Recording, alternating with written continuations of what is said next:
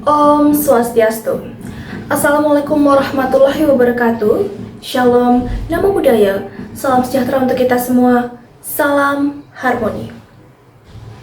Perkenalkan, saya Niputu Santun Pandia Meika Dewi dengan NIM 2312021102 dari Program Studi Pendidikan Bahasa Inggris, Jurusan Bahasa Asing, Fakultas Bahasa dan Seni, Universitas Pendidikan Ganesha. Nah, dalam video kali ini saya akan menjelaskan sejauh mana pemahaman saya mengenai materi yang ada pada mata kuliah Pengantar Pendidikan untuk Anak Berkebutuhan Khusus yang diampu oleh Bapak Wayan Eka Paramerta SPD MPD. Nah, di sini saya akan memaparkan pemahaman saya dengan mengklasifikasikan seperti pada poin berikut. Bagi saya, pendidikan anak berkebutuhan khusus tidak lagi dapat dipahami sebagai upaya menyesuaikan anak agar cocok dengan sekolah, melainkan sebagai tanggung jawab sistem pendidikan untuk menyesuaikan diri dengan kebutuhan setiap peserta didik. Anak berkebutuhan khusus bukanlah hambatan dalam pembelajaran, tetapi indikator bahwa pendekatan pembelajaran yang digunakan belum sepenuhnya adil dan responsif. Pemahaman ini menggeser cara pandang saya dalam melihat anak berkebutuhan khusus sebagai masalah individual menuju persoalan struktural yang menuntut kesiapan guru, kurikulum, dan lingkungan belajar. Konsep pendidikan inklusif menjadi landasan bahwa setiap anak memiliki hak belajar yang sama di kelas reguler. Universal Design for Learning atau UDL relevan karena menekankan perencanaan pembelajaran yang fleksibel sejak awal, sehingga keberagaman siswa telah diantisipasi bukan ditangani secara reaktif. Sementara itu, program pembelajaran individu atau PPI menunjukkan bahwa dalam praktiknya masih dibutuhkan penyesuaian khusus bagi siswa tertentu.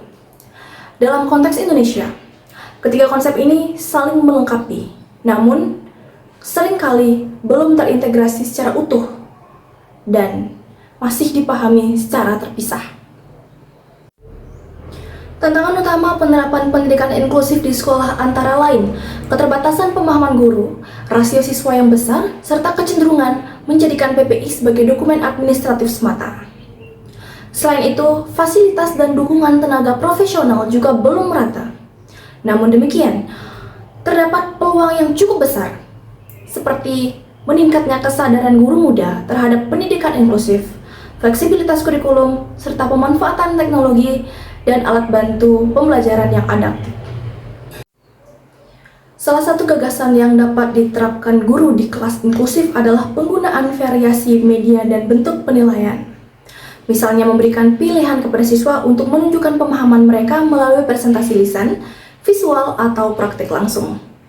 Guru juga dapat menerapkan pembelajaran berbasis kelompok heterogen agar siswa saling mendukung.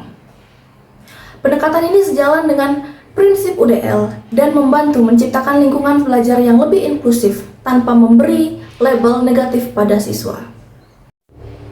Setelah mempelajari mata kuliah ini, saya mengalami perubahan sikap dalam memandang peran guru di kelas inklusif. Saya menyadari bahwa menjadi pendidik bukan hanya tentang menyampaikan materi, tetapi tentang memastikan setiap siswa memiliki kesempatan belajar yang adil. Mata kuliah Pengantar Pendidikan untuk Anak Berkebutuhan Khusus ini menumbuhkan kesadaran bahwa pendidikan inklusif bukan sekedar kebijakan atau wacana, melainkan komitmen etis yang harus diwujudkan dalam praktik pembelajaran sehari-hari. Pelajaran paling berharga yang saya peroleh dari mata kuliah ini adalah kesadaran bahwa pendidikan anak berkebutuhan khusus tidak dapat hanya dijalankan dengan niat baik atau pemahaman konseptual semata. Pendidikan inklusif menuntut perubahan cara berpikir, terutama dari guru, agar lebih peka terhadap keberagaman dan kemampuan serta kebutuhan belajar siswa. Mata kuliah ini mengajarkan bahwa keadilan dalam pendidikan bukan berarti memperlakukan semua siswa secara sama, melainkan memberikan dukungan yang sesuai agar setiap siswa dapat berkembang secara optimal.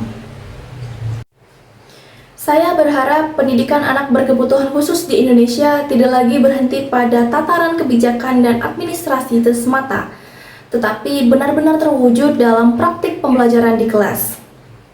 Harapan saya, guru diberikan tidak hanya dengan pengetahuan teori, tetapi juga pendampingan dan dukungan berkelanjutan dalam menerapkan pendidikan inklusif.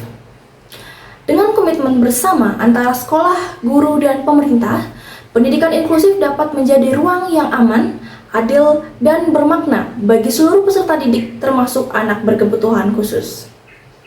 Sekian penjelasan dari saya mengenai sejauh mana pemahaman saya mengenai mata kuliah pengantar pendidikan untuk anak berkebutuhan khusus.